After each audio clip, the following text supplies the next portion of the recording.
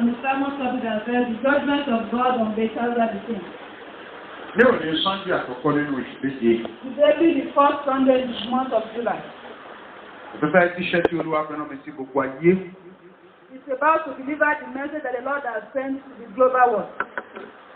Àwọn tó bá létí tí wọ́n gbọ́ ohun tí ẹ̀rí fẹ́ sọ fún ìjọba. Everyone that has ears to listen to what the Lord is having for the church. Mo wàá mú ìwé àwọn ọba kejì orí kẹta. 2 Kings chapter 3. Ọwọ́ kà á láti ẹsẹ̀ ìkẹrìnlá títí dé ẹsẹ̀ 18. 14 to 18. Ìwé àwọn ọba kejì orí rẹ̀ kẹta. 2 Kings 3. Wọ́n gbé láti ẹsẹ̀ ìkẹrìnlá títí dé ẹsẹ̀ ìkejìlélógún. 14 to 18. Elisha sì wí pé bí èrò àwọn ogun ti ń bẹ níwájú ẹni tí èmi dúró. Ìbá má ṣe pé mo bọ̀wọ̀ Jèhóṣáfátì ọba Júdà. Nítòótọ́, èmi kì bá ti bẹ̀ ọ́ wò, bẹ́ẹ̀ ni èmi kì bá ti rí ọ. Ṣùgbọ́n ẹ̀mú akọni kan fún mi wá nísinsìnyí. Ó sì ṣe nígbà tí akọrin náà ń kọrin, ọwọ́ Olúwa sì balẹ̀.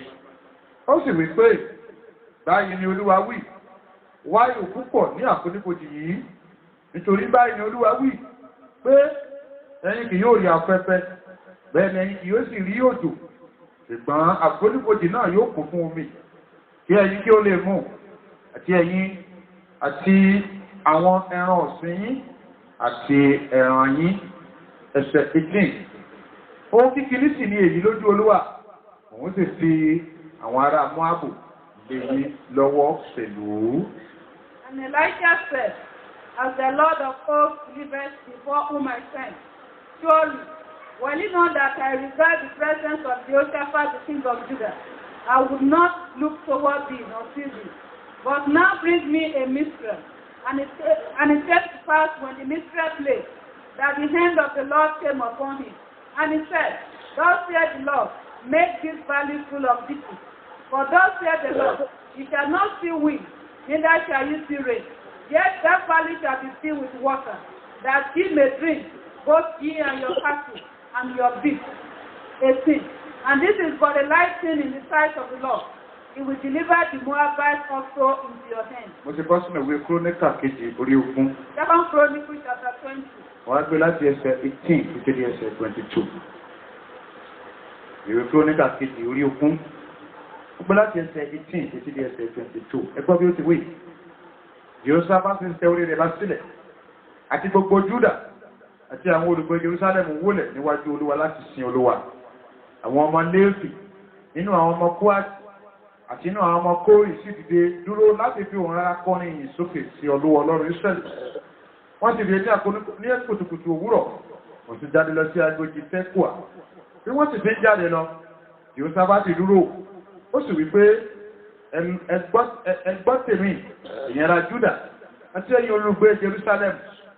Ẹ gbà Olúwa Ọlọ́run yín gbọ́, bẹ́ẹ̀ ni a ó fi ẹsẹ̀ yín múlẹ̀. Ẹ gbà àwọn wòlíì rẹ̀ gbọ́, bẹ́ẹ̀ ni ẹ̀yin ó ṣe rere. Ó sì bá àwọn ènìyàn náà gbèrò. Ó sì yan àwọn akọrin sí Olúwa tí ó máa yin ẹwà ìwà mímọ́ bí wọ́n ti ń jáde lọ síwájú ogun náà. Àti láti máa wí pé ẹ̀yin Olúwa nítorí tí àánú rẹ̀ dúró láéláé. Nígbà tí wọ́n bẹ̀rẹ̀ sí kọrin àti síyìn, Olúwa yan ogun ẹ̀yìn sí àwọn ọmọ Ámọ́nì, Móábù àti àwọn ará òkè Sírì tí ó wá sí Júdà àti kọlù wọ́n. 2 Chronicles 20, verse 18 to 22. And Jehoshaphat bowed his head with his face to the ground. And all Judah and the inhabitants of Jerusalem fell before the Lord, worshiping the Lord. And the Levites of the children of Kohath and of the children of the Kohath stood up to praise the Lord God of Israel with a loud voice of high. And they rose early in the morning and went forth into the wilderness of Tekoa. And as they went forth, Jehoshaphat stood and said, hear me, O Judah, and ye inhabitants of Jerusalem. Believe in the Lord your God, so shall ye be established. Believe in his prophets, so shall ye prosper. And when he had consulted with the people, he appointed singers unto the Lord, and that should sing the beauty of holiness, as they went out before the army, and to say, praise the Lord, for his mercy endureth forever. And when they began to sing and to praise, The Lord set ambushment against the children of Ammon, Moab, and Mount Seir, which were come against Judah, and they were smitten. Mo ti padà sínú ìwé àwọn ọba kejì orí kẹta ni. Mo padà sínú ìwé àwọn ọba kejì orí kẹta. Mo wá gbé láti ẹsẹ̀ karùn-ún títí dé ẹsẹ̀ ìkejìlá. 5-12. Ìwé àwọn ọba kejì orí kẹta mo gbé láti ẹsẹ̀ karùn-ún títí dé ẹsẹ̀ kejìlá. Ó ti ṣe nígbà tí Áhábù kú, ọba Móábù sì sọ̀tẹ̀ sí ọba Ísírẹ́lì. Jerohamu ọba sì jáde lọ kúrò ní Samaria ní àkókò náà. Ó sì ka iye gbogbo Ísírẹ́lì. Ó sì lọ ó sì ránṣẹ́ sí Jehoṣáfátì ọba Júdà wípé ọba Móábù ti sọ̀tẹ̀ sí mi. Ìwọ àbá mi lọ sí Móábù láti jagun. Òun sì wípé èmi ó gòkè lọ. Èmi bí ìwọ, ènìyàn mi bí ènìyàn rẹ̀, àti ẹṣin mi bí ẹṣin rẹ̀. Òun sì wípé ọ̀nà wo ni àwa ó gbà gòkè lọ? Ó sì dáhùn pé ọ̀nà aginjù Édómù. Bẹ́ẹ̀ ni ọba Ísírẹ́lì lọ, àti ọba Júdà, àti ọba Édómù, nígbà tí wọ́n rin àrìn yíká ijọ́ méje, omi kò sí níbẹ̀ fún àwọn ogun náà, àti fún ẹranko tí ń tọ̀ wọ́n lẹ́yìn. Ọba Ísírẹ́lì sì wípé ó ṣe tí Olúwa fi pe àwọn mẹ́ta wọ̀nyí jọ láti fi wọ́n lé Móábù lọ́wọ́. Jehoṣáfátì sì wípé kò wá sí wòlíì Olúwa kan níhìn tí àwọn ìbá tí ọ̀dọ̀ rẹ̀ béèrè lọ́wọ́ Olúwa. Ọ̀kan nínú àwọn ìránṣẹ́ ọba Ísírẹ́lì sì dáhùn wípé Èlíṣà ọmọ Sáfátì tí ń tú omi sí ọwọ́ Èlíjà ń bẹ ní ẹsẹ̀ kejìlá tó gbẹ̀yìn. Jehoṣáfátì sì wípé ọ̀rọ̀ Olúwa ń bẹ pẹ̀lú rẹ̀. Bẹ́ẹ̀ ni ọba Ísírẹ́lì àti Jehoṣáfátì àti ọba Édómù sọ̀kalẹ̀ tọ̀ ọ́ lọ. For it came to pass when Ahab was dead, that the king of Moab rebelled against the king of Israel. And King Jehoram went out of Samaria at the same time, and numbered all Israel. And he went and sent to Jehoshaphat the king of Judah, saying, The king of Moab hath rebelled against me. Wilt thou go with me against Moab to battle? And he said, I will go up, and as thou art, my people as thy people, and my horses as thy horses. And he said, Which way shall we go up? And he answered, The way through the wilderness of Edom. So the king of Israel went, and the king of Judah, and the king of Edom, and they stretched a compass of 7 days journey. And there was no water for the ox and for the cattle that followed them. And the king of Israel said, Alas, that the Lord had called these 3 kings together to deliver them into the hand of Moab. But Jehoshaphat said, Is there not here a prophet of the Lord, that we may inquire of the Lord by him? And one of the king of Israel's servants answered and said, Here is Elisha the son of Shaphat, which poured water on the hands of Elijah. And Jehoshaphat said, The word of the Lord is with him. So the king of Israel and Jehoshaphat and the king of Edom went down to him. Èmi sọ tẹ́lẹ̀ lórúkọ Jésù ti Násárẹ́tì sí ayé mẹ́ta kan tí ó wà níbí ní ọ̀sán yìí. Ìrìnàjò ìdààmú tó rìn fún oṣù mẹ́fà àkọ́kọ́ tí ò nítumọ̀. Oṣù mẹ́fà míì tó bẹ̀rẹ̀ yìí, lórúkọ Bàbá Tọmọ Tẹ̀mí mọ́, ìrànlọ́wọ́ Ọlọ́run tí á mú kí ìrìnàjò ìdààmú oṣù mẹ́fà tó rìn sẹ́yìn tí ò nítumọ̀ kó yàtọ̀ fún oṣù mẹ́fà mìíràn tó bẹ̀rẹ̀ ìsà. Ìrànlọ́wọ́ Ọlọ́run yẹn sà ó máa yọ sí ẹ lórúkọ Jésù. Ebi tá a kà yìí níbẹ̀ ló wá kí rẹ́mi sí ní kíákíá. Those places we read is where the Lord is having message for us. Àwọn ọba mẹ́ta kan ni wọ́n lọ sí ojú ogun ńlá kan. 3 kings went to a great battle. Ọba Ísírẹ́lì, The king of Israel, ọba Júdà the one of Judah, àti ọba Édómù. and that of Edom. Wọ́n fẹ́ lọ jagun ní ọjọ́ kan pẹ̀lú ọba kan. They were going on a battle on a certain day. Àwọn ọba mẹ́tẹ̀ẹ̀ta wọ̀nyí And these 3 kings, wọ́n bọ́ sínú àgìjù, wọ́n béèrè ọ̀nà, wọ́n lọ síbi tán ti fẹ́ lọ jagun. they set out on their journey going for the battle. Wọ́n lọ sójú ogun láì mú Ọlọ́run dání. They were going to the battlefield without God. Ẹgbẹ́ ilé ìdáadáa ṣà. Listen carefully. Ẹgbẹ́ ilé ìdáadáa mà. Listen carefully. Ọlọ́run kì í dá sí ohun tẹ́lẹ̀ Yorùbá pè sí. God will not intervene in what he has not been invited in. Ọlọ́run kì í sọ sí ohun tẹ́lẹ̀ Yorùbá sọ fún ọ. He will not speak what you have not consulted him over. Ohun tó o bá pọ̀ lọ́run sí lọ́rùn máa dá síta. Whatever you call it into is what will intervene. Ohun tó o bá sọ fún un ló máa fèsì lé You lórí. will only respond to whatever you say to him. Àwọn ọba mẹ́tẹ̀ẹ̀ta yẹn sà. These 3 kings, Wọ́n ti mọ̀nà tán fẹ́ gbàgbọ́ sójú ogun. they already know their routes to battle. Wọ́n ti ya plan wọ́n ṣe máa lọ sójú ogun sà. They already had their plan. Ṣùgbọ́n bí wọ́n ṣe bẹ̀rẹ̀ ìrìn àjò wọn sà. As they set out on that journey, Ọ̀nà tí wọ́n rẹ̀ náà máa gbà lọ sójú bọ́ọ̀lù yẹn tí kò sọ́nà bẹ̀. the route they initially wanted to follow became confusing to them. Ìjẹ́ ẹjẹ́ mọ̀ pé Do you know that ìdí tí ọ̀pọ̀lọpọ̀ láti sẹ́lì tí ìrìn àjò wa fọ́n bí kì í fi bẹ́ẹ̀ jáde ni pé a ti máa ń ja ètò wa kalẹ̀ yàtọ̀ sí ètò Ọlọ́run. The reason why most Christians go through a futile year is because you already plan ahead of God. Ọ̀pọ̀lọpọ̀ a ti máa ń bẹ́ ètò ara wa kalẹ̀ ká tó lọ béèrè fún ètò Ọlọ́run sà. Some of us already mark our plans before we consult God. Ẹgbẹ́ ilé ìdáadáa sà. This is very well. Ètò tó ń gbé kalẹ̀ tó dábò ètò Ọlọ́run ètò yẹn sà Ọlọ́run ò ní sọ̀pọ̀tì. Any plan that you have before the one of God, God will not accept. He will not back it up. Ètò tó bá fún ààrẹ gbé kalẹ̀ fún ìrìn àjò ayé rẹ̀ ọjọ́ tí ò bá ti sọ́lọ́run ń bẹ̀sẹ̀ ètò yẹn ò ní wọ̀. Any of your personal agenda without God will not work. Àwọn ọmọ mẹ́tẹ̀ẹ̀ta yẹn sà. Just thinking.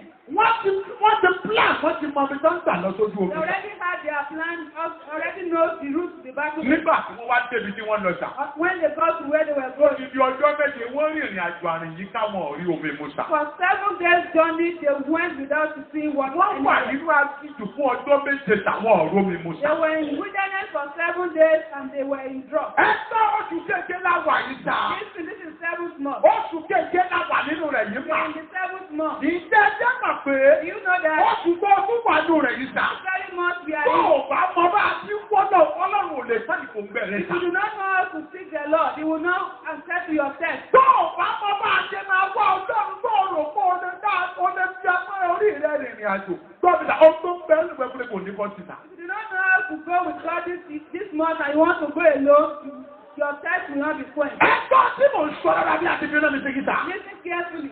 Nígbà táwọn ọba yẹn wà ní agbègbè yẹn fún ọjọ́ méje tí wò. Why those kings were in that wilderness for those 7 days without water? Ọba ìkọ́nà ọba yẹn wá sọ wípé. And one of the kings now Kí said, ló dé bọ́ọ̀lù pé àwọn ọba mẹ́tẹ̀ẹ̀ta wọ̀nyí wá síbí láti fi wọ́n lé ọba Móábù lọ́wọ́. why has the Lord brought these 3 kings to hand them over to the king of Moab? Náà, ohun tó jà mí lẹ́nu ni pé What surprises him most? Jèhóṣáfátì tó mọ Ọlọ́run tó wà láàrin. Even Jehoshaphat, who knew God earlier, Iye ẹ̀ ṣẹ̀ṣẹ̀ wá sí pé ṣé kò sí wòlíì Ọlọ́run tá a lè fi léèrè ọ̀nà tá a lè gbà láti lọ sójú ogun yìí. It now became reasonable that there is no prophet of God whom they can consult. Ìjẹ́ ẹjẹ́ mọ̀ pé Do you know that ó tó ò bá kó sọ́lẹ̀ ó tó ò bá sọ fọ́lọ̀ fún lọ́rùn òní ṣe kí ni mo pè bọ̀dá. whatever you do not tell God, He will not intervene? Ọlọ́run ti mọ̀ pé o ti gbàgbọ́ pé o kápẹ́bù lórí problem ló fi sọ fún kọ́mádá kó rẹ̀ fẹ́ ṣe mọ́ra ẹ̀. God knew that you are capable to handle your faith. That's why He's stepping out. Ọlọ́run ti mọ̀ pé ìwọ ń tiẹ̀ ó gbàgbọ́ nínú ability ẹ̀ àti intelligence ẹ̀. Ìdí nìyẹn tó fi sọ ability àti intelligence ẹ̀ dogun mẹ́rin lọ́wọ́. God knew that you had so much trust in your ability and capability. That's why He has made the mess of them. Nígbà tí Jèhóṣáfátì wá sọ fún ọba yẹn pé When Jehoshaphat told those ṣé kings, kò sí wòlíì Ọlọ́run kan tá a lè lọ bá tó lè sọ̀rọ̀ tá ó gbà fún wa ní. is there no prophet that we can go through to give us? Ìbẹ̀rẹ̀ ni mo ti lè fi wọ́n ṣẹ̀ wá ronú jinlẹ̀, wọ́n ṣẹ̀ wá di aláìsí pé ní ìsinyìí o, àwọn ní ìdí ta ní sà. Ẹ̀dá ń ta, wọ́n ṣẹ̀ rọ nípa àwọn ní ìdí ta ní sà. They need God. Mi ìgbọ́ tà, tẹ́lẹ̀tẹ́lẹ̀ nǹkan kí náà ń ṣe tẹ́lẹ̀tẹ́lẹ̀ ẹ̀dà. Báyé tiẹ̀ náà ṣe rí nìyẹn. That is, our lives are likened to those kings as well. Wọ́n wá ní ṣe kò sí wòlíì Ọlọ́run kan tá a lè lọ bá. They were asking, is there no prophet of God whom we can go to? Ẹgbẹ́ ilé ìdáadáa o. Listen to this Ó very tó word. o ti mọ̀ fúnra ẹ̀ tó o wá gbé bá dáàdì pé kí dáàdì wá bẹ̀rẹ̀ dáàdì kí dáàdì yẹ pé èsì tí o mọ̀ pé n tó ń sọ fọ́nà ni pé kí dáàdì tó mọ̀ tí wọ́n gángan ti ṣe kí ni ìta. O ti mọ̀ nígbà tó o ti mọ̀ bó o ṣe máa ṣe kí ló wá gbé bá dáàdì sí báyìí. When you already have your plan, why then are you disturbing the man of God? Wọ́n wá báwọ̀ ní. Then they went to the prophet. Ẹgbẹ́ ilé ìdáadáa sà. Listen to this very word. Ó dìgbà tá a bá tún pa àlọ́ bá Ọlọ́run sí ayé tó gbádùn sà. Until we return back to God, that is when there will be peace in the Ó world. dìgbà tá a bá tó kú òní democracy tá a padà sí theocracy káyé tó lálàáfíà sà. Until we leave the knowledge of man and go back to the knowledge of God. Ẹgbẹ́ mi sà, tá a bá gbéjọba fọ́lọ́, àwọn tá à ń gbéjọba fún wọn lè rọrọ̀ ayé wa yanjú sà. If we do not hand over governance to God, those that we are putting in charge of government, they can't do God. Ìjọba Adéèrè ò sí lọ́wọ́ Ọlọ́run ìdílé yẹn tí Christ ti fi pọ̀ ní ìrìnàjò àyàn mẹ́ẹ̀. The governance of your life does not lie to your hand. That's why you're having problems. Àwa lọ bá wòlíì ọ̀dọ́. Then they went to the prophet. Nígbà tí wọ́n dọ́dọ̀ wòlíì ọ̀dọ́. When they got to the prophet of God, Elisha sọ fún ọba yẹn pé. Elisha told the king, Bí ìbá ṣe pé mo bọ̀wọ̀ fún tí ó sábà tí ọba ìbá nílẹ̀ ẹ̀ lò. if not that I regard Jehoshaphat the king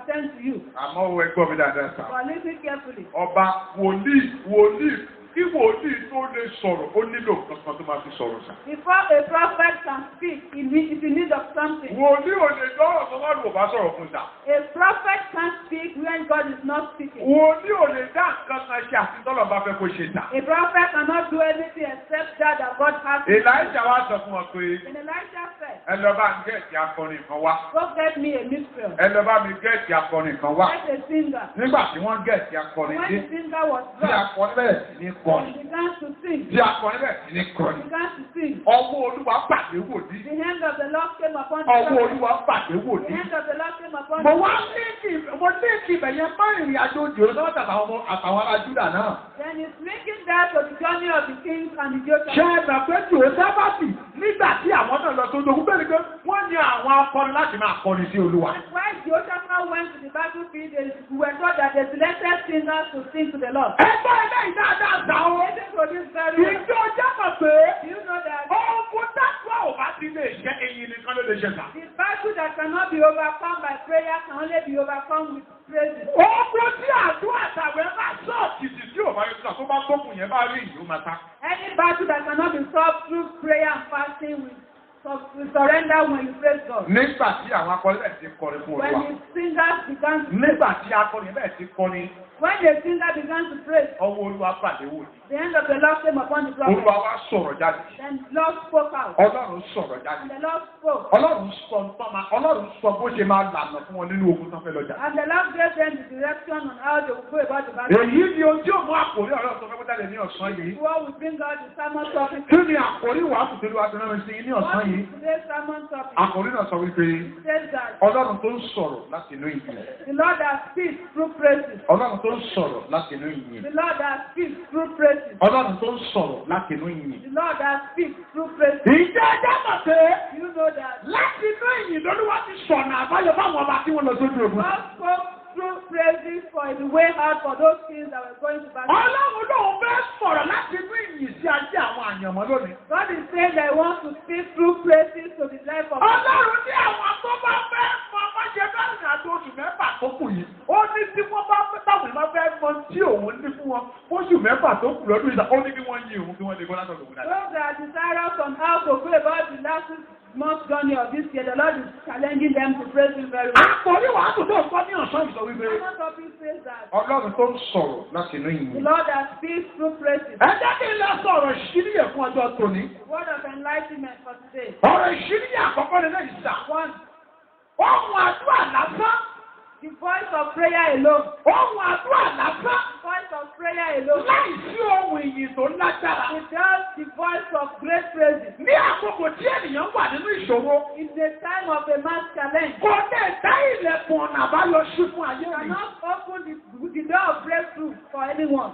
Mo tuntun sọ lẹ́ẹ̀kan sí. Ohun àdúrà lásán. The voice of prayer alone. Láì sí ohun ìyìn tó lágbára. Without the voice of great praises. Ní àkókò tí ènìyàn wà nínú ìṣòro, During the trial of a man, kò lè dá ilẹ̀kùn ọ̀nà àbáyọ sí fún ayé mi. cannot open the door of breakthrough Nínú ìṣòro sà. in a trouble. Rántí bẹ́ẹ̀. Remember that Kì í ṣe ohun àdúrà lásán bọ́ọ̀lù òun sáìlà. it was not just the voice of prayer of Paul and Silas Lọ sílẹ̀kùn ilé túbú. that opened the door of the prison, Bí kò ṣe ohun àdúrà tó dàpọ̀ mọ́ ohun ìyìn tó but the lágbára. voice of prayer mixed with that of a great praise. Jẹ́ tuntun sọ lẹ́ẹ̀kan síta. Ohun àdúrà lásán láì sí ohun ìyìn tó lágbára. Voice of prayer without the voice of praises. Ní àkókò tí ènìyàn wà nínú ìṣòro, When a man is in trouble, kò lè dá ilẹ̀kùn ọ̀nà àbáyọ sí fún ayé ènìyàn nínú ìṣòro. can't open the door of breakthrough for a man who is in a problem. Rántí bẹ́ẹ̀.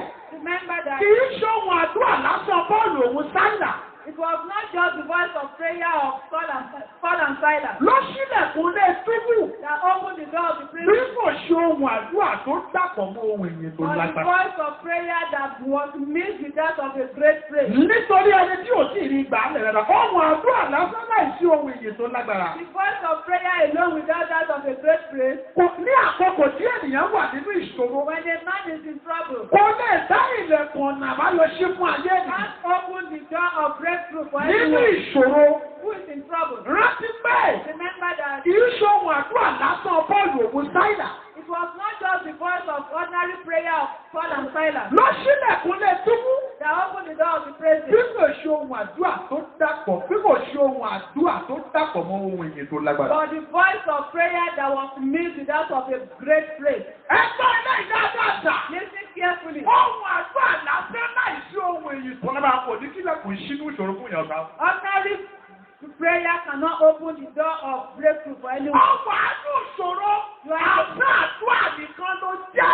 Àdúrà nìkan ló mọ̀ ń gbà. Ó ní ìṣòro rẹ̀ yín ọlọ́run kò ní kí mo bọ́dún ìṣòro tà. You are going through tough time. All you are busy doing is pray, and you are not thanking God. You may not be free from that. Ó ti ọmọ yí àwẹ̀ tó o ti gbà lórí problem rẹ̀. Ó ti gba bíríbírí, ó ti gba funfun, ó ti gba dúdú ṣùgbọ́n ó ti fún wákàtí kan yín náà gbà ìṣòro yìí ò lè tán tà. You are fond of fasting. You are partook in every form of fasting, and you are not praising God. You may not be free from that. Ṣé ní ohun àdúrà lásán? An ordinary voice of prayer Láìsí ohun èyí tó ń lágbára kò ní jẹ́ yóò bọ́dún ìṣòro tà. that is lacking the voice of a great praise will not free anyone from trouble. Ẹ̀kọ́dọ́pọ̀ wa la kúrò nínú àdúrà ṣùgbọ́n àbúrò nínú ìyìn tà. So many of us, we are so good in praying, but we are so poor while trying to pray. Ẹ̀kọ́dọ́pọ̀ wa la fábẹ́ẹ̀tì nínú àdúrà ṣùgbọ́n àbúrò nínú ìyìn gan-an. Most of us, we are prayer giants, but we are so lazy in praising. Mo wá sọ fún wa lẹ́ẹ̀ka wípé And he was telling us then, ohun àdúrà lásán láìsí ohun ìyìn tó lágbára. voice of prayer alone without the voice of great praise Kò ní kílẹ̀kùn ọ̀nà báyọ̀ ṣí fún ayé èèyàn ní àkókò ìṣòro sà. might not make the door of breakthrough for you to open while you are in trouble. Sọ̀rí bẹ́ẹ̀ lábẹ́ kílẹ̀kùn ọ̀nà báyọ̀ ṣí ìgbà tó wà ní ìṣòro. If you want the door of breakthrough to open while you are going through trials, Jẹ́ kí ohun ìyìn ó dàpọ̀ mọ́ fún àdúrà rẹ̀ sà. let your voice of praise is mixed with that of prayer. Ọ̀pọ̀lọpọ̀ àtìsẹ́ni náà wà nínú èyí sà. Christians of this generation, Ìṣòro wà sà. Àdúrà láńgà lórí ètù. Àti ìmọ̀ba Adébí ìṣòro ní ọdún. we are fond of praying while we are in trouble and we fail to pray. You better learn how to praise God with your problem.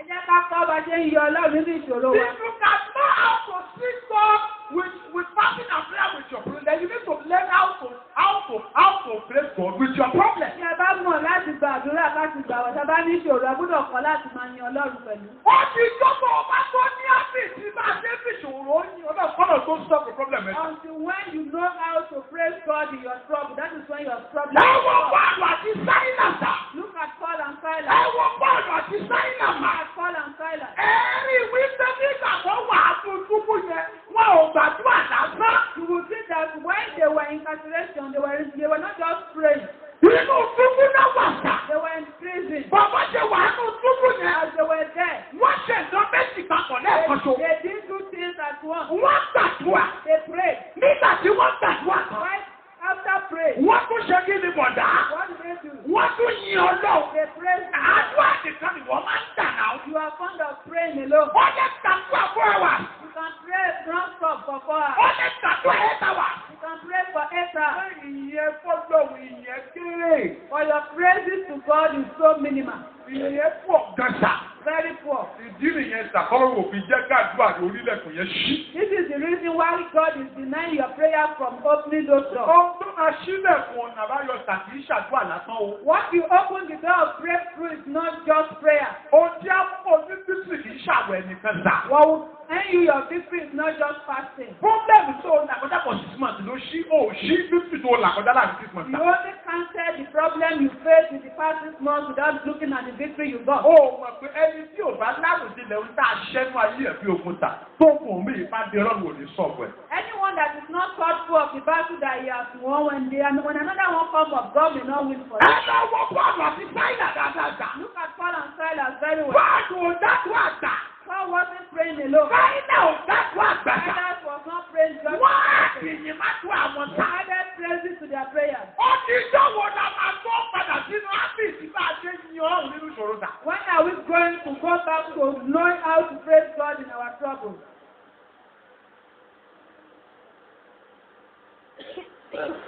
Ìwọ tó mọ̀ pé ìṣòro rẹ máa já sọ́pẹ́ mo fẹ́ kó gbọ́wọ́ ẹ̀ méjèèjì sókè. Ẹ máa wo ìwọ tó mọ̀ pé ó ṣùwọ̀ fún ẹ pé ìṣòro rẹ ó máa já sọ́pẹ́ ṣáàtì. Ìwọ tó mọ̀ pé nínú gbogbo nǹkan tó ń ṣẹlẹ̀ ta àti ọgbẹ́ máa padà yọ àtàkùn náà. Ó ṣú ọ̀pẹ tó bẹ̀ pé no matter what you borí àti ọgbẹ́ máa yọ ṣáàdì lọ́wọ́ ẹ sókè. Èmi sọ yìí, mo sọ ilé yìí. Ó gbọ́gbọ́gbọ́ tó wà ní ẹ̀bí ìṣòro. Ó gbọ́gbọ́gbọ́ wà ní ẹ̀bí problem. Ìjọ yẹn, mo wá ká ọkọ̀ ẹ̀ papọ̀ mo fi bẹ́ẹ̀ tún pẹ́ lónìí torí pé Ọlọ́run ju ìṣòro yẹn lọ. Mo fi ìyàtọ̀ rẹ bẹ́ẹ̀ dúpẹ́. Mo fi àìsọ́kọ̀ rẹ bẹ́ẹ̀ dúpẹ́. Mo fi gbèsè rẹ bẹ́ẹ̀ dúpẹ́. Mo fi àìní rẹ bẹ́ẹ̀ dúpẹ́. Mo fi ìbànújẹ́ rẹ bẹ́ẹ̀ dúpẹ́. Torí láàárín 42 hours sí kàtà àwọn. Bí ọwọ́ Olúwa ti bàjẹ́ Èlíṣà bẹ́ẹ̀ lọ́dún ọwọ́ Olúwa wà lára. Gẹ́gẹ́ bí ọwọ́ Olúwa ti wà lára Èlíṣà lọ́jọ́ náà. Ẹgbẹ́ ìyàwó ẹni pé abẹ́ èèyàn òró mi mo wò ní ní kọ́nà bá kọ́ ni wá.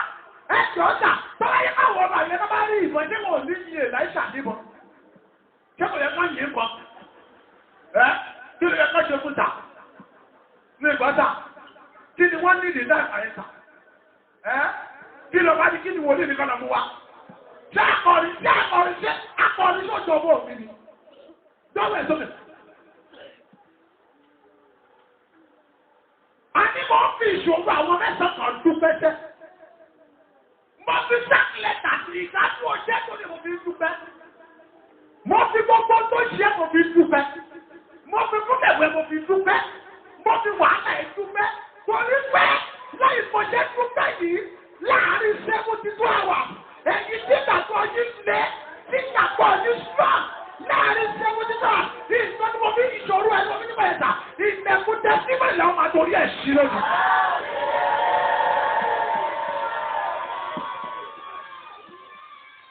Ó ní ẹṣẹ́ àyè ọpẹ́ yọ ohun.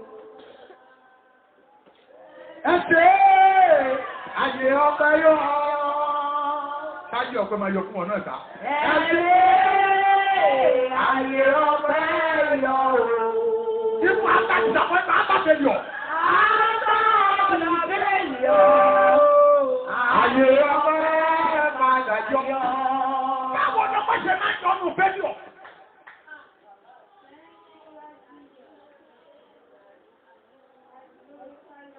Mo ṣe kó yí ọpẹ́ ọmọ àdúrà lásán. It's making us to understand the ordinary voice of prayer. Kò ní kílẹ̀kùn ẹ̀rí sí o. May not make the door of your testimony to open. Wọ́n má àtàkùn àdìkan lórí fúnra ẹ̀mẹ̀ mọ́. Not just pray alone over your problem. Má àtàkùn àdìkan lórí fúnra ẹ̀mẹ̀ mọ́. Not just fast. Lọ́wọ́ ẹ̀dẹ̀ 3 ọjọ́ mẹ́ta kọ́ òfin dá orí kan lórí fúnra ẹ̀mẹ̀. Pray 3 days for just praising God over your problem. Nígbà tí ọmọ yẹn ní ní 150,000 last week. When that sister was in need of that amount of money, Àjẹ̀wọ́n ní 21 days fasting and prayer. and the 21 days program was still ongoing. Ìgbà tó dé bí. When she got here, Òun ti rò ẹ̀rọ àsìkò yẹn àjẹ̀fẹ́ ní àwọn àdúrà àwọn ìfẹ́ ìsọ̀kan pàṣẹ. Bàbá mi ní má pariwo má dàdó má gbà àdúrà ó ní ìdàdúrà. Sọ fún pé kó lọ kọrin kó lọ jó ó máa rí wá kìí. Bí mo ṣe ní kó lọ kọrin kó lọ yíra lẹ́sẹ̀ àwọn tó mo ti sọ̀rọ̀ òwèrè. Praise God o. Inú mi tó ti lọ yíra yẹn, owó wà mẹ́.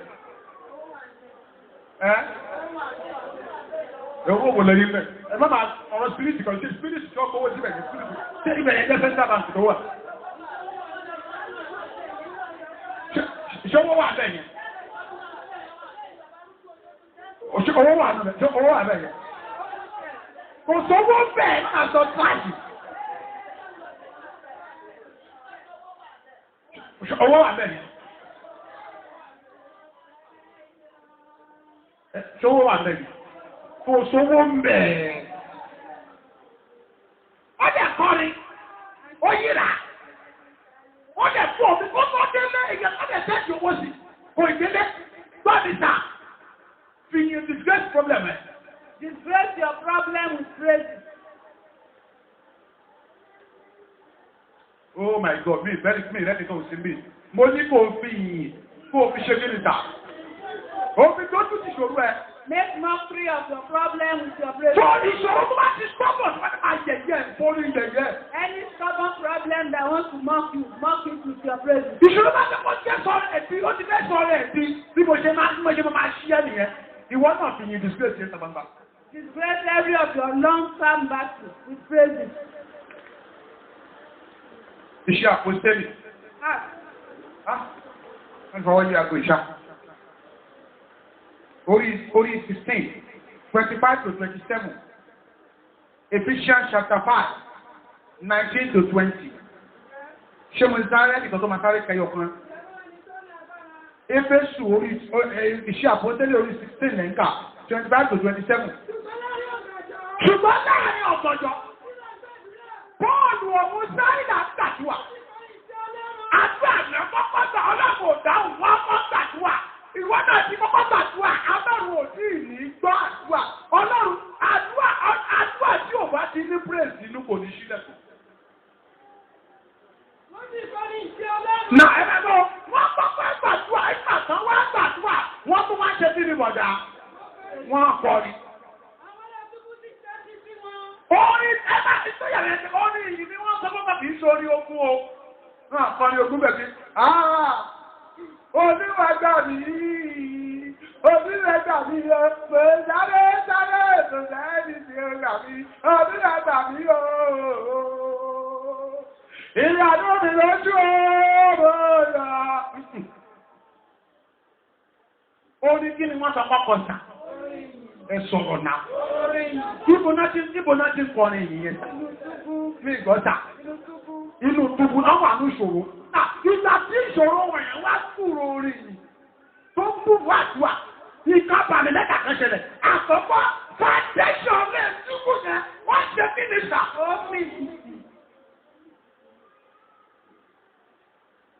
Ìgbà tí pàkẹ́tẹ̀ yẹn ń pè ìṣẹ́kọ̀ọ́ ìṣàkọ́. Ìgbà kan náà ẹni pé ilẹ̀kùn náà túbú kí ló ṣe bọ̀dá? Wọ́n tún ṣí. Lídẹ̀ jẹ́ta níbẹ̀ náà. Ìyẹ̀kùn já ìṣẹ̀yẹ. Ó wà lórí secret, ó ń la ìṣàn kọjá, ó ń là dàmú kọjá. Ó kó òun kó máa là kọjá, ó ń kọ́ yóò kó máa ṣẹ́, ìkó yóò kó máa ṣẹlẹ̀. Mo rí pé ó máa padà bọ̀rọ̀ ń tó náà, ó máa rí kí testimony. Ẹjọ́ kọ́ máa yẹjọ́ ti lọ. Ọ̀rọ̀ ṣí ní ẹ̀fẹ́ jìta. Second word of enlightenment. Mo láìkè lè yóò dẹ̀ lágbára díẹ̀. Ọba yóò sọ jáde gẹ́gẹ́ bí ọ̀nà àbáyọ fún ènìyàn nínú ìṣòro. What God will speak out as a way of breakthrough over a problem. Lè má jẹun tó nítumọ̀. It may be meaningless. Ọba yóò sọ jáde gẹ́gẹ́ bí ọ̀nà àbáyọ fún ènìyàn nínú ìṣòro. What God will speak out as a breakthrough for a man in trouble may be without sense. Lè má jẹun tó nítumọ̀. It may be senseless. Ó ń sọ pàtàkì. One important thing Tí ènìyàn nílò that a man needs ní ìgbọ̀nà pẹ̀lú ìgbàgbọ́ ńlá. is faith and obedience and great obedience. Bí ẹ tuntun sọ lẹ́ẹ̀kan síta. Ọba yóò sọ jáde gẹ́gẹ́ bí ọ̀nà àbáyọ fún ènìyàn nínú ìṣòro. What God will speak out as a way, as a breakthrough for a man in problem Lè má jẹun tó nítumọ̀. may be something that is not sensible. Ó ń sọ pàtàkì tí ènìyàn nílò One important thing that a man needs ní ìgbọ̀ràn is obedience pẹ̀lú ìgbàgbọ́ ńlá. and great faith.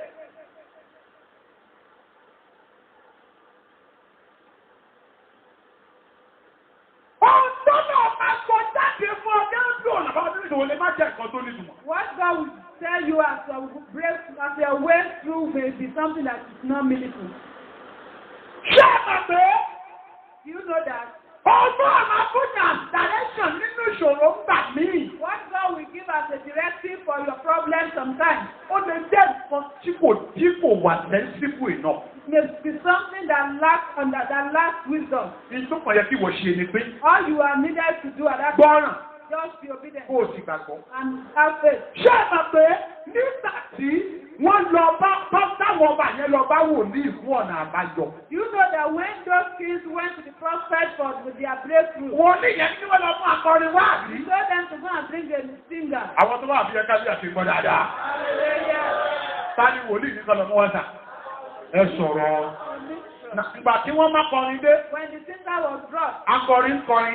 he began to sing. Ọwọ́ Olúwa bàlé wòlíì. The hand of the Lord came upon the prophet. Ibi náà Olúwa bàlé wòlíì wá sọ fún wọn pé. And the prophet told them that. Ẹ gbọ́ ọ̀rọ̀ Olúwa o. Listen to the word of God. Ìtumọ̀ ni pé wòlíì yẹn sọ fún Ọlọ́run sọ fún wọn. That shows that the prophet was telling them what God was Wòlíì saying. yẹn Olúwa ní kẹ́ ẹ lọ wá kòtò. That God said you should go and dig ditches. Olúwa ní kẹ́ lọ wá kòtò. That they should make a ditch. Olúwa ní kí wọ́n lọ gbẹ́ kòtò. That they should dig. Ẹ máa ṣe mọ̀ pé ọ̀rọ̀ tí mo sọ òsì ìyàwó. Olúwa ní kí wọ́n lọ gbẹ́ kòtò. God instructed them to make a ditch. Nà ó ní kí wọ́n lọ gbẹ́ kòtò. That they should go and dig. Ó wá sọ fún wọn pé They told them that òjò ò ní rọ̀. there won't be rain. Afẹ́fẹ́ ò ní fẹ́. There will not be wind. Tó bá dẹ̀ di àárọ̀ ọ̀la. And in the morning, Gbogbo kòtò tí wọ́n gbẹ́ yẹn pátápátá. all the places dug Omi máa kún bẹ̀. will be filled with water. Mi gbọ́. Níbo ló bí ti máa wá? Where will the water come from? Tó bá máa fi dáadáa lè wé kò sọ kó. Ó yẹ kán ti gbẹ̀ náà kan omi. Ó kàn sọ pé ẹ̀kàn gbẹ́ kòtò lásán kalẹ̀. He only instructed them to dig. Ṣé ẹ bẹ̀rẹ̀ pé ohun tí wọ́n wá kí làwọn ọba yẹn ní ìdìsà? And what were they in search of? Water. Ẹ sọ̀rọ̀. They were searching for water. Àwọn kan tó láwọn ò rí kọ́lẹ̀ ogún mọ̀ dé o kí ni mo fẹ́ ṣe sáwọn àwọn mi ò rí kọ́lẹ̀ ìdíbà ìtòrí ọ̀dọ́. Mo ní ohun tí Ọlọ́run yóò sọ jáde What God will speak out gẹ́gẹ́ bí ọ̀nà àbáyọ as your way, fún ayé ènìyàn nínú ìṣòro as your breakthrough when you are in trouble. lè má jẹ ohun tó nítumọ̀. May be something that lacks sense. Ohun kan pàtàkì tí ènìyàn nílò More important thing that a man needs ní ìgbọràn is ní obedience, ìgbọràn disobedience, pẹ̀lú ìgbàgbọ́ ńlá. and great faith.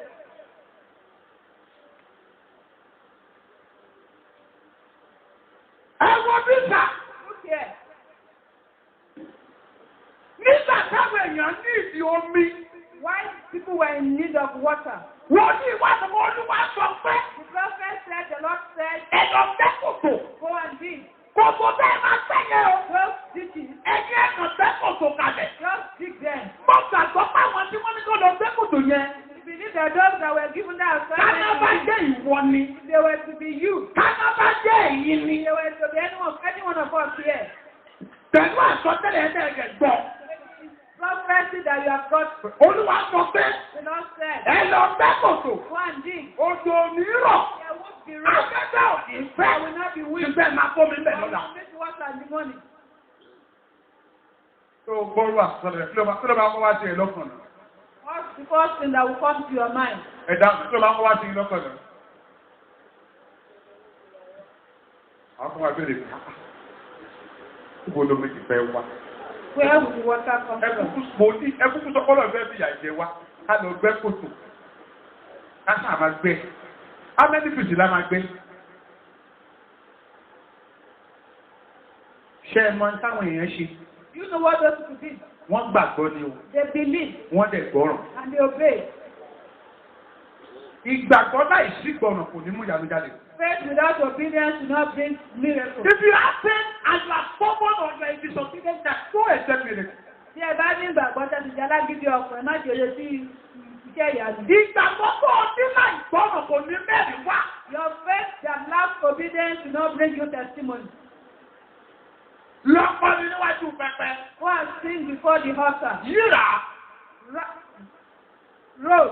Bú yẹpẹ̀. Take the sand. Lọ fi wẹ̀ kó máa lọlé. Bathe with it and go home. Ìtọ́ni yẹn kò ní túmọ̀. That instruction looks somehow. Mo ní ìdí owó. Need of money. Ẹni lọ kọrin kí n lọ jó. Then you were instructing me to go and Kí n yíra. Kí n bú yẹpẹ̀. Kí n fi wẹ̀. Kí n máa lọlé. go home. Ẹ gbóròró fún mi. Gbàdúrà fún mi. Ẹ̀fún kan sí ìgbàdá àti wẹ̀ sáké máa lọlé. Ṣé tí n bá ti wá yíra yẹn tí mo bú yẹpẹ̀ yẹn tí mo dẹ̀ fi wẹ̀ yẹn? Owó ti dé. I would done all that without bring money.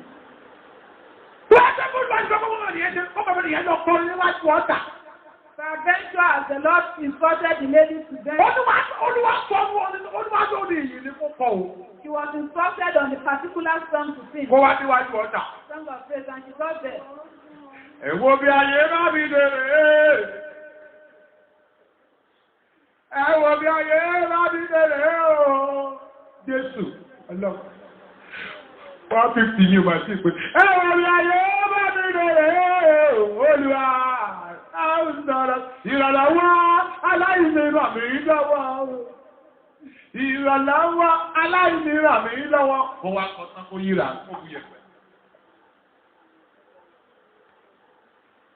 Kó fi yẹ̀pẹ̀ yẹn sómi kó lọ fi wẹ̀. Ṣó máa rí testimony sàn? Kò ní rẹ̀. If you had done otherwise, you might not have gotten the testimony to God. Ọlọ́run lè fún ẹ ní ìtọ́ni tí ò ní túmọ̀ ń gbà ní. The Lord may give you a directive that lacks wisdom. Ọkùnrin kan sà. There was a woman, Olówó ni o. wealthy, Ẹ̀kọ́ mi náà ó lówó dáadáa. very rich. Àbúkú ṣe lówó tó. As rich as she was, Kò ládé lórí. she had no husband. Kò sólówó tí ò ní ṣùgbọ́n o. There are no wealthy people without their personal challenges, Ṣùgbọ́n kan yàtọ̀ síra wọn. which differs from Ẹ what tí mo sọ yìí mà kọ́dà ó lówó ṣùgbọ́n kò ládé lórí. this person was rich but no husband. Náà bó ṣe wá lówó yẹn tí ò ládé kò wá sí àmì ọkọ̀ mọ́. She was no longer interested in getting married Ó wá sọ bọ́ọ̀rẹ̀ rẹ̀ kan pé and told a friend of hers, ọ̀rẹ́ friend, wọ́n ní the pastor tó lè bá mi bless owó. needs a pastor to pray for her money. Mo fẹ́ ṣí ṣọ́ọ̀bù aṣọ ńlá.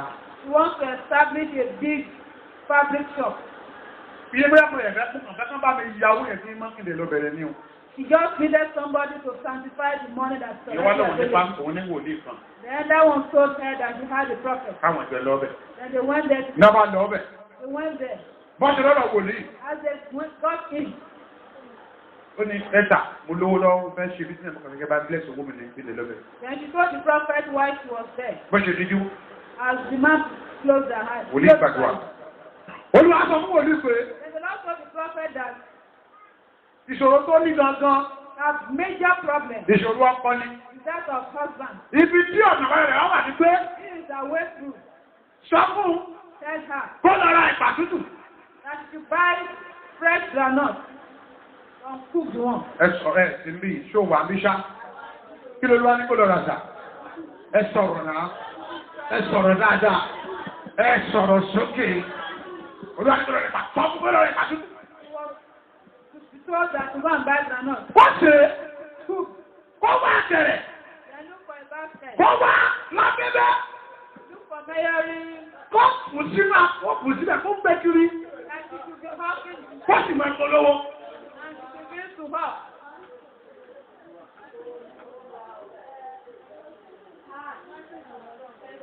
Olúwa sọ wípé The Lord said that inú ibẹ̀ ni ó ti pàdé ọkọ. that is where she will meet her spouse. Wọ́n ní ìbàjẹ́ sọ̀rọ̀ Olúwa. Then the prophet delivered the message. Báyìí lọ́dún àwọn ọmọ bó wí. God fear the Lord. Olúwa ní kẹ́kẹ́ rẹ̀ ẹ̀pà tútù. Go and buy some cooked groundnut. Káàsì. Cook. Kẹ́kẹ́ sórí. Place it on your head Kẹ́kiri. and begin to hawk. Wọ́n bá wojú ọ̀rẹ́. And she looked at her friend. Ó ní ẹ̀sà. But Mi ò ń ṣe aláìníṣà. she's not a pauper. Mo lówó. Very rich.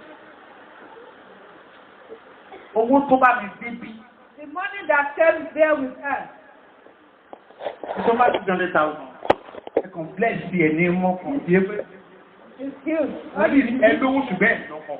You are rich, but you lack husband. Bẹ́ẹ̀ ó lọ ọkọ̀ orí ìrìn lẹ́jẹ̀ máa pàdé ọkọ yìí. And you meet your husband. Bẹ́ẹ̀ bàdẹ̀ kí ìkiri ọjà sórí ẹ̀ lè rọ́kọ láyé. If you do not hawk, you will never Ẹgbẹ́ tírì ẹ̀ka sórí. carry a tray of groundnut on your head. Ó ní máa padà wá next week. Then she promised to return the following week. Ló wà lọ. Then she left. Ó lọ ṣí ṣọ́ọ̀bù aṣọ ńlá. Went to start her shop.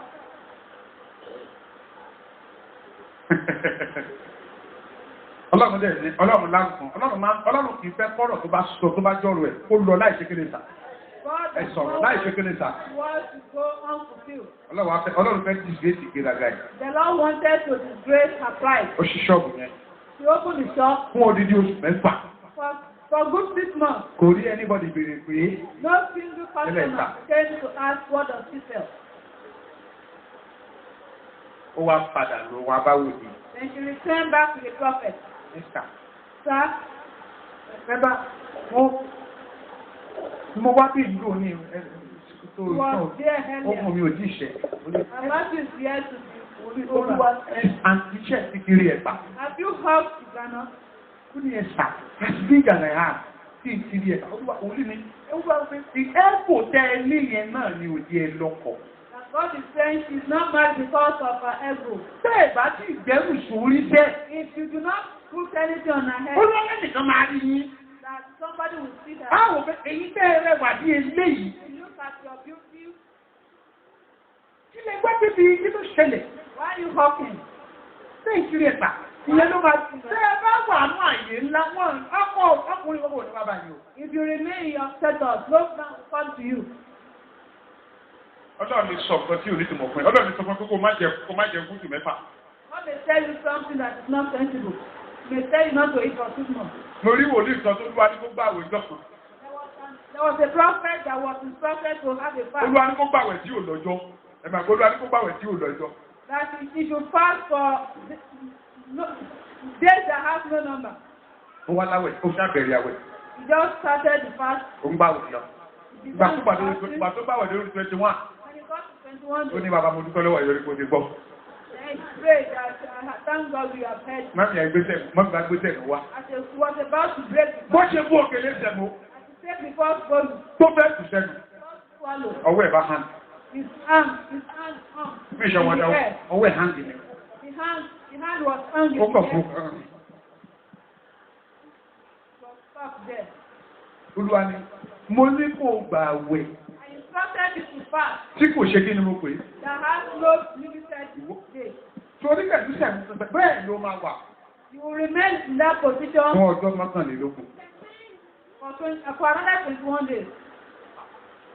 Ó dàbà Olúwa ṣàánú Olúwa dáríjì mo ti gbọ́ mèlì jẹ. Kí ẹ̀ kí èyí ni ó kélé tí mo ṣe ẹ̀bù yìí. They pleaded for mercy that the hands to go back to the normal position. Ó jẹ́ ìkàwé yẹn fún ọdún kan àti oṣù mẹ́fà. They fasted for 18 months. Ọlọ́run lè fún ẹ ní ìtọ́ni tí ò ní túmọ̀ nígbà míì. God may give you an instruction that lacks meaning. Ìgbọràn ló fẹ́ o. All you needed is your obedience. Ìgbàgbọ́ ló fẹ́ o. It is your faith. Ó ní káwọn ọba yẹn lọ wá kòtò. You told those things to go and dig, Wọ́n àdẹ̀ ní rọ́ṣọ̀dọ̀ òní rọ̀. and there won't be rain, Afẹ́fẹ́ ò ní fẹ́. no wind either. Omi àdẹ̀ kúndùn kìíní yẹn. There will be filled with water. Àṣírí Ọlọ́run tí ò fẹ́ níbẹ̀. The secret of God that He has not revealed. Ó to dà ìwọ anyone. tí gbàgbọ́ rẹ gbé. Ìwọ tí gbàgbọ́ rẹ dúró síbẹ̀. Nínú kò sí ìkankan tó fi ní oṣù mẹ́fà. Out of nothing. Nínú kò sí ìkankan tó fi ní oṣù mẹ́fà. Oṣù tá a bọ̀ náà yìí. Bẹ̀rẹ̀ láti ọ̀la Mọ́ndé lọ. Bẹ̀rẹ̀ láti ọ̀la Mọ́ndé lọ. Tí ìgbàgbọ́ rẹ bá ti out of nothing rẹ. Nínú kò sí kankan, Ọlọ́run tó ń fìyà ló dẹ́rù bàyọ̀sà. Ẹ̀yin mẹ́ta tẹ̀lé wọ́n máa fìyà ló dẹ́rù bàyọ̀. Isaiah chapter 1, verse 19 to 20. 2 Kings chapter 3, 15 to 17. Hello, Kali, Devadele. I repeat, Isaiah chapter 1, 19 to 20. 2 Kings chapter 3, 15 to 17. Ọ̀rọ̀ ìṣíní ìkẹta àfẹ́dẹ́fẹ́ lọ. The third word of enlightenment. Ó ṣeéṣe báwọn máa sọ̀rọ̀ pẹ̀lú ènìyàn nínú ohùn ńlá. It's possible for God not to speak to a man in a very thick voice. Ó ṣeéṣe báwọn máa sọ̀rọ̀ pẹ̀lú ènìyàn nínú ohùn ńlá. It is possible for God not to speak to a man in a very thick voice, Bí kò ṣe nínú ohùn kẹ́lẹ́kẹ́lẹ́. but a small, still voice. Èyí pè fún ìfarabalẹ̀ This calls for patience láti gbóhùn látọ̀dọ̀ Olúwa. to hear from the Lord. Mọ̀ pé Notice that nínú ìfarabalẹ̀ it is in your patience pẹ̀lú ìfetísílẹ̀ and attention ló ti lè gbọ́ ohun tí Olúwa ní fún ayé rẹ̀ ní tòótọ́. that you can hear what the Lord is having for your life truly. Ṣé tuntun sọ lẹ́ẹ̀kan sí? Ó ṣe é ṣe kí Ọlọ́run má sọ̀rọ̀ pẹ̀lú ènìyàn nínú ohùn ńlá. It is possible for God not to speak to a man in a very thick voice, Bí kò ṣe nínú ohùn kẹ́lẹ́kẹ́lẹ́. but in a small, still voice. Èyí pè fún ìfarabalẹ̀ This calls for your patience láti gbọ́ ohùn látọ̀dọ̀ Olúwa. to listen to the voice from the Lord. Mọ èyí pé Notice that nínú ìfarabalẹ̀ it is in your patience pẹ̀lú ìfetísílẹ̀ and your attentiveness ló ti lè gbọ́ ohun tí Olúwa ní fún ayé rẹ ní tòótọ́. that you can hear what the Lord is having for your life truly. For the last time. Ó ṣeé ṣe It is possible kí Ọlọ́run má sọ̀rọ̀ pẹ̀lú ènìyàn for God not to speak to a man nínú ohùn ńlá. in a very thick Bí voice, kò ṣe nínú ohùn kẹ́lẹ́kẹ́lẹ́. but in a very still, small voice. Èyí pè fún ìfarabalẹ̀ This calls for your patience láti lè gbọ́ ohùn látọ̀dọ̀ in Olúwa. order to hear from the Lord. Mọ̀ pé Notice that nínú ìfarabalẹ̀ it is in your patience pẹ̀lú ìfetísílẹ̀ and your attentiveness ló ti lè gbọ́ ohun tí Ọlọ́run ní fún ayé rẹ ní tòótọ́. that you can hear what the Lord is having for your life truly. Ọ̀pọ̀ ọlọ́pọ̀ ló bá dẹ̀ pé bóyá nínú ohùn ńlá lọ́wọ́ ti máa bá wọn sọ̀rọ̀ ńgbà míì. So many people think that the Lord can always speak to them with a very strong voice. Ìgbà mìíràn wọn lọ́rùn kì í bá àyàn sọ̀rọ̀ nínú ohùn ńlá sá. Sometimes God does not speak to you in a very loud voice. Ọjà mìíràn wà sọ́lọ́run ò ní sọ̀rọ̀ nínú ohùn tó lágbára. Sometimes He doesn't speak in a very loud voice. Ó lè ṣe pé nínú ohùn kékeré ni a ti bá ẹ sọ. It may be in a very still, small voice. Ohun tó pè fún ni pé kó o farabalẹ̀ kó o gbọ́ dáadáa o. What it calls for is for you to just be patient. Ọ̀pọ̀lọpọ̀ wa àìfarabalẹ̀ ní òjá mọ ètò fáwọn onífàyè wa. So many of us we lack patience. That is why we do not know the plan of God for our life. Àìtẹ́tísílẹ̀ láti gbọ́ ní òjì òpè ètò Ọlọ́run bá yé rẹ. Our lack of attentiveness is what is denying us knowing the plan of God. Ọlọ́run kì í ṣe Ọlọ́run ariwo nígbà míì. Sometimes God is not God of noise.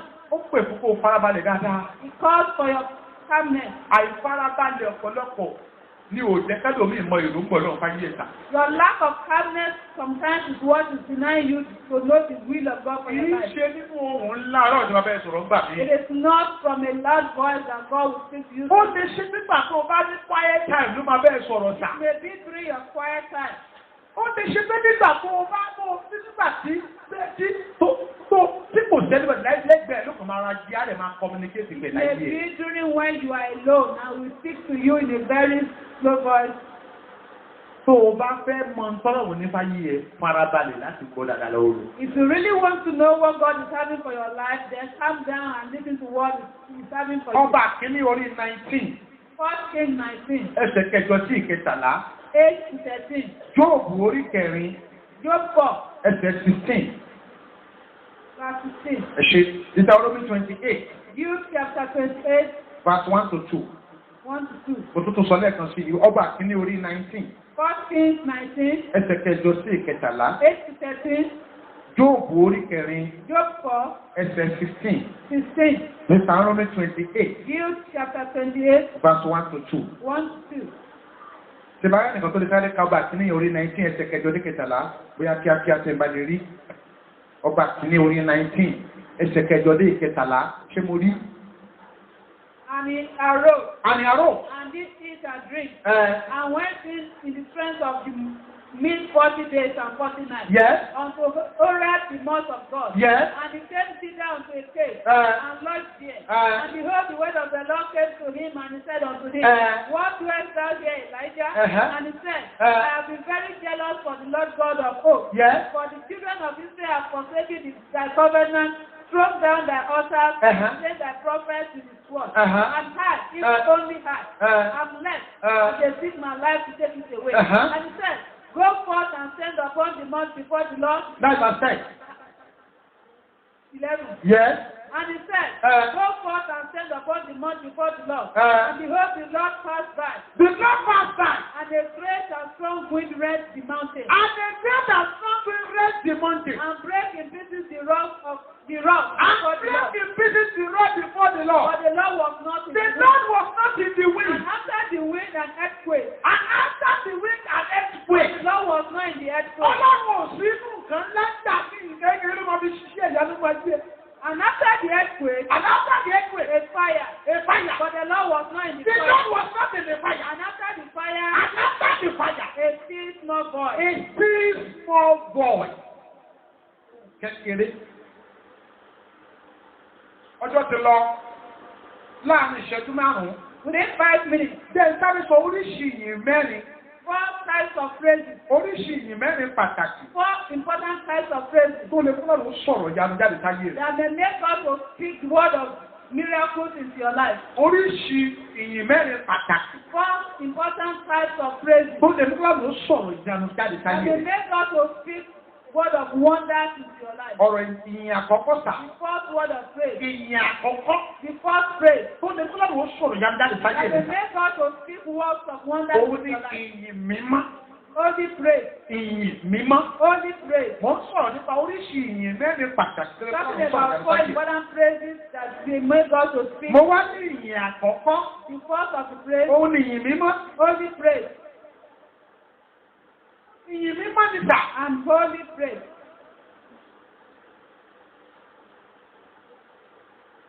Ọlọ́run ò ní sọ̀rọ̀ pẹ̀lú ìyìn ẹ̀gbin àti ìyìn ẹ̀ṣẹ̀. God will not speak with a filthy and a sinful praise. Tó Ọlọ́run sọ̀rọ̀ ìyanu sáyé rẹ̀ sà. If you want God to speak the word of wonders into your life, Bí ìyìn mímọ́ yin Ọlọ́run. give him an holy praise. Yin Ọlọ́run pẹ̀lú ọkàn mímọ́. Praise him in a sanctified Yin manner. nínú ìwà mímọ́.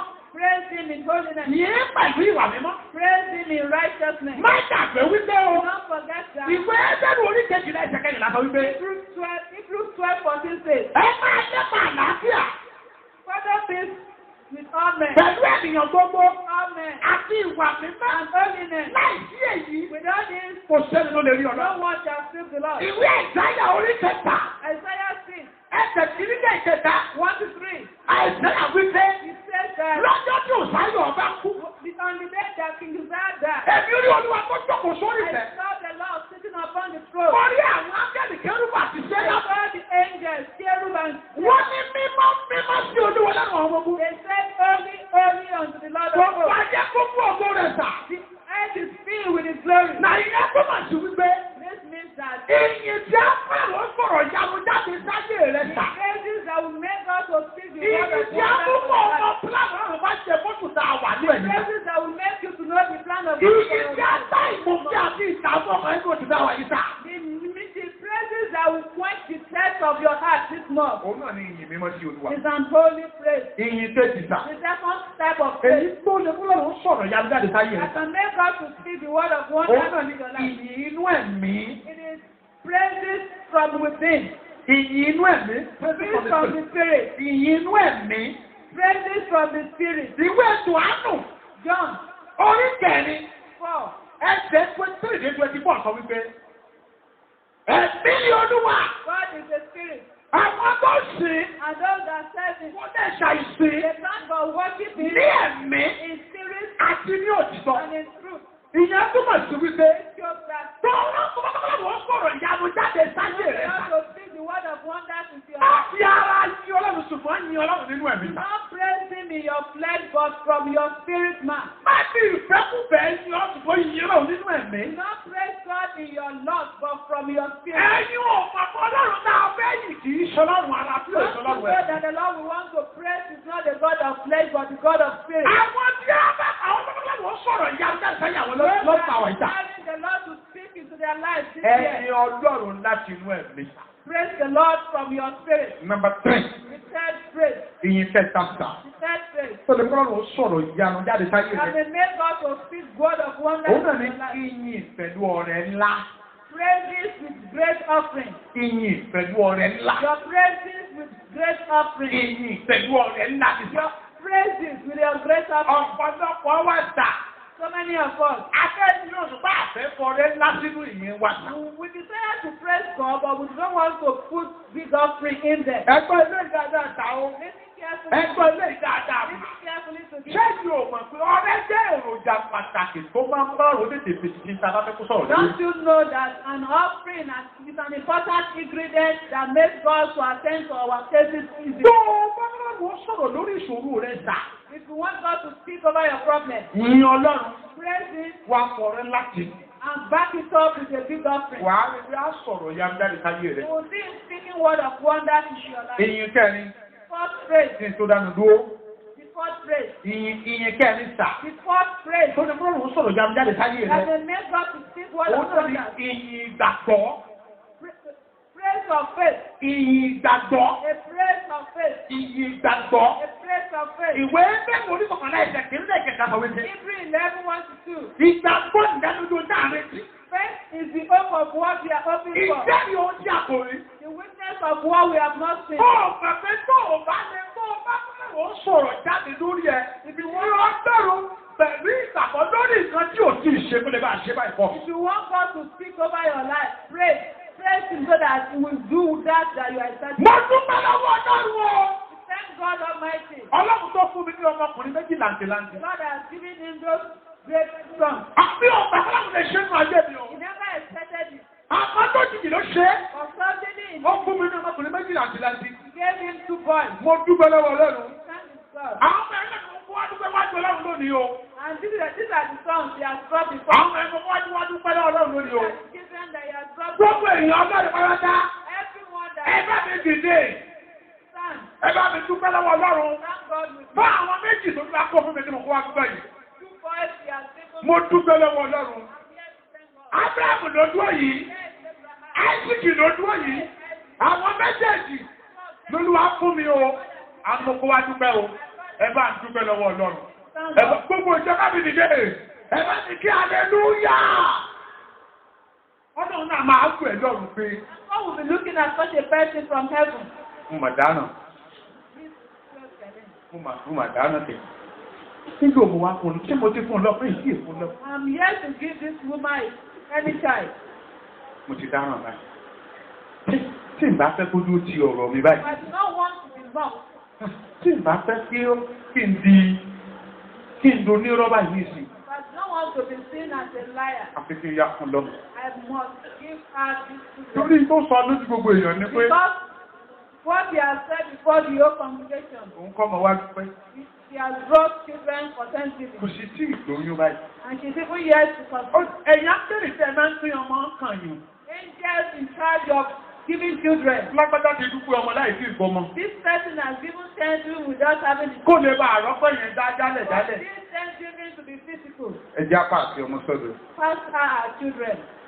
Ìyẹn náà ń pè ní ìyìn ìgbàgbọ́. This is what is referred to as a praise. Mo dúpẹ́ lọ́wọ́ Ọlọ́run. Thank God Almighty. Ilé ayálégbé ni mò ń gbé láti bí oṣù mẹ́fà o. I live in a rented apartment. Ṣùgbọ́n sí ìyàlẹ́nu.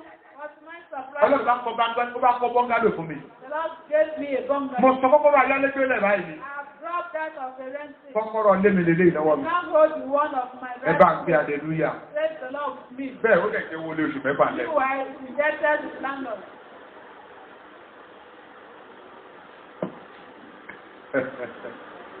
Ìdáǹpẹ̀ ní ìyìn ìgbàgbọ́ ni. That is what is called a praise of Bọ́lá bá ti lè rí kọ́ yìn òfin ó fóun ní ìyìn ìgbàgbọ́. whenever God feels that you are giving Àwọn ọlọ́run á wà fọ́ọ̀sì láti ṣe tó yẹ kó ṣe lórí the ayé. book to do what you are desiring him to do. Mo fẹ́ parí wàásù náà.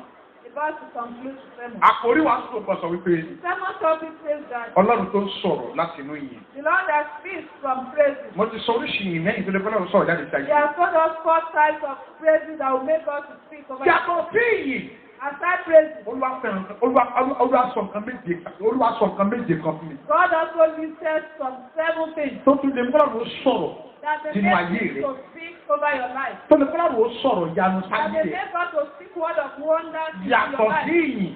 Aside praises, Wọ́n fọ́lọ́run sọ̀rọ̀ sí pọ́blẹ̀mù ẹ̀. and you want God to speak over your problem. Wọ́n fọ́lọ́run yanjú tó ń là You kọjá. want God to solve your case. Yàtọ̀ sí ìyìn. Aside praises, Àwọn kan méje kan ń bẹ. there are 7 things Tó lè mú kọ́lọ́run sọ̀rọ̀ tẹ́sítímọ́nì that sáyé. can make God to speak words of testimony. Màá sáré sọ kan méje yẹn ní kíákíá. 7 will be Number 1, 1, ìrúbọ ńlá. great sacrifice. Number 2, 2, ọkàn tó ṣe déédé. a contract act. Number 3, 4, ìfarabalẹ̀. when you are patient. Number 4, 4, ìrìn àjò tòótọ́ pẹ̀lú Ọlọ́run. rightful journey with the Lord. Number 5, 5, àjọṣepọ̀ tó wà pẹ̀lú Ọlọ́run. good fellowship with the Lord. Number 6, 6, ìgbésí ayé wà mímọ́. a life of holiness. Number 7, 7, ìyìn tó mú orí Ọlọ́run wú. praises that make God to be moved. Ó dà àwọn kan ní mo fast àbí? Mo ti fast ìjọ àbí? For the last time àbí? Number 1, 1, ìrúbọ ńlá. great sacrifice. Number 2, 2, ọkàn tó ṣe déédé. a contract act. Number 3, 3. Ìfarabalẹ̀. When you are patient. Number 4. 4. Ìrìn àjò tó tọ́ pẹ̀lú Ọlọ́run. A pure journey with the Lord. Number 5. 5.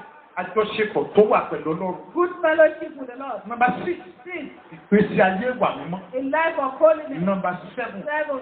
Ìyìn tó mórí Ọlọ́run wú. Praises that make God to be moved. For the last time, torí rẹ̀ pé mo ní àwọn slow writer kan bí tí wọ́n ń sọ pé dábì ṣe lè sọ nígbà tí ṣùgbọ́n ilẹ̀ for the last time now. Number 1. 1. Mo ń sọ nǹkan méje tó lè mú kọ́nà ló sọ̀rọ̀ ìyanu jáde sáyé ìyàtọ̀ sí. That can make God to speak word of wonders into your life aside praise. Number 1. 1. Ìrúbọ ńlá. Great sacrifice. Number 2. 2. Ọkàn tó ṣe déédéé. A contract house. Number 3. 3. Ìfarabalẹ̀. When you are patient. Number 4. 4. Ìrìn àjò tó tọ́ pẹ̀lú Ọlọ́run. A true journey with the Lord. Number 5. 5. Àjọṣepọ̀ tó wà pẹ̀lú Ọlọ́run. Good fellowship with the Lord. Number 6. 6. Ìgbésí ayé wà mímọ́. A life of holiness. Number 7. 7. Ìyìn tó mórí Ọlọ́run wú. Praises that make God to be moved. Mo ti parí ọ̀rọ̀ náà lọ́sàn-án yìí. Here is the conclusion of Kí ni àkórí wàásù tó gbọ́ lónìí? what was the sermon topic. Àkórí náà sọ wípé It says that Ọlọ́run tó ń sọ̀rọ̀ the Lord that speaks láti rí yìí. through praises. Mo fẹ́ kó o mọ ilé yìí o. He wants you to know this. Ǹjẹ́ o jẹ́ mọ̀ pé Do you know that àìsí ìfiṣòro rẹ yí Ọlọ́run? your failure to praise God in your trouble Òun ló mú kíṣòro rẹ máa ṣàkóso ẹni tó bóyá bá ọrùn wò ká. is when your problem is making mockery of you as if God cannot take it. Àìsí ìfiṣòro rẹ dúpẹ́ lọ́wọ́ Ọlọ́run Your kà. failure to praise God without your Òun ló jẹ́ problem. kíṣòro rẹ máa sọ pé kò sí tọ́rọ̀ máa ṣe lórí ayé. Why is that your problem is telling you that there's nothing God can do Mo over fẹ́ kó your o life? fiṣòro rẹ yí Ọlọ́run kà. Asking us to praise God with our problems Kó o today wá máa wo tọ́rọ̀ máa ṣe. and see what God will do in our Ní life. àkótó gbogbo, In conclusion, ìrìn àjò oṣù mẹ́fà tó kù ìsà. the next 6 months journey, Tó o bá dárin, o ò lè rí nǹkan kan. if you journey alone, you will go empty. Ìrìn àjò oṣù mẹ́fà tó kù ìsà. The next 6 months journey, Tó o bá fọ fún orí rẹ̀ rìn, kò ní jọ nǹkan kan o. if you journey with your personal wisdom, it will be empty. Ìrìn àjò oṣù mẹ́fà tó kù lọ́dún ìsà. Journey of the next 6 months, Tó o bá dárin láì sọ́dọ̀ bẹ́ẹ̀ fẹ́líọ̀ ni o. if you journey alone without God, you miss Ṣùgbọ́n tó o bá ti rin oṣù mẹ́fà kù pẹ̀lú Ọlọ́run. But if you can journey this to 6 months with God, Níbi tí kò sọ́nà ọ̀nà fẹ́. here there is no way just to open. Ṣáà gbàgbọ́ nìkan. Just believe. Dìde ṣáájú ẹnìkan.